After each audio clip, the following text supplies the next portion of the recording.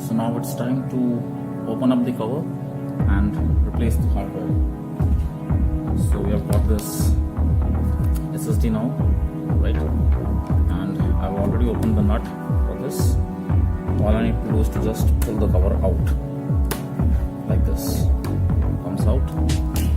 Now that's the hard drive which I need to replace, which is right now in the system. For doing that, we'll be unscrewing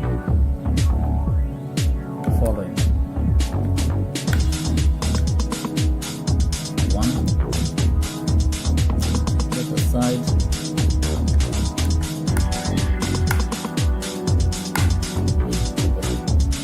Tight.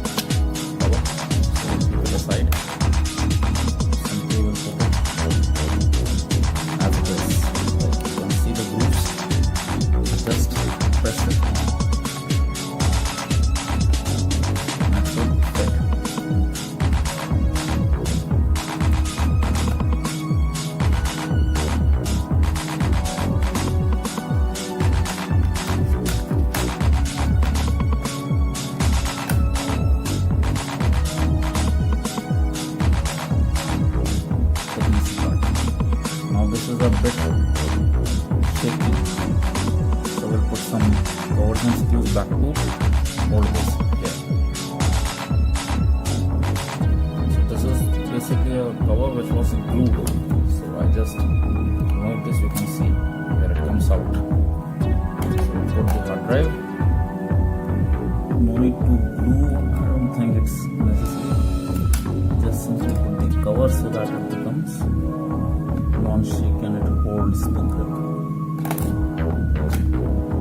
Time to screw the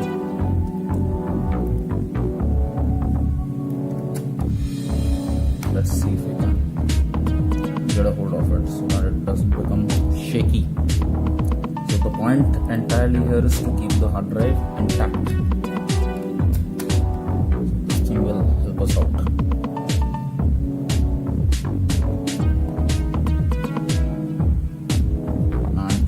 Part, yes, one more screw. Yeah. So let's see how it happens, how it works. Just as you can see, it has been done. I'm just keeping it loose only, that's not a problem. Right. Now I've already fixed this pen drive. We'll boot it from the pen drive. It's a 32 GB pen drive. 8 GB is typically required.